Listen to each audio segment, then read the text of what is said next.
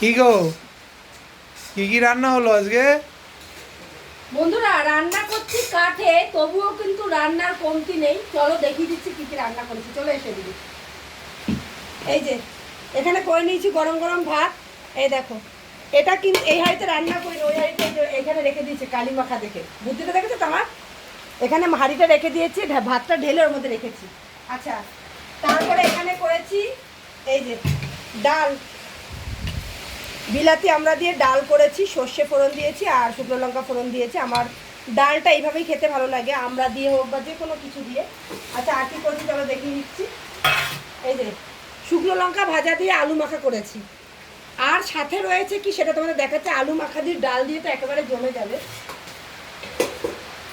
বৃষ্টি কিন্তু কমছে না, বৃষ্টি হতেই আছে। দাঁড়াও, এখানে হচ্ছে সোয়াবিনের তরকারি দিচ্ছি, একটু গরম মশলা। খাবো যখন একটু জুত করেই খাবো, তাই না?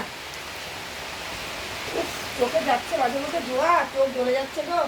একটু ভাজা জিরের গুঁড়ো দিচ্ছে। আমার সোয়াবিনটা না একেবারে কি বলবো নিরামিষ ভালো লাগে আমার, একদম পেঁয়াজ রসুন আদা দিয়ে সোয়াবিন ভালো লাগে না। আর দেবো একটু ঘি। এই যে আমার কিন্তু এইভাবে সোয়াবিন খেতে ভীষণ ভালো লাগে।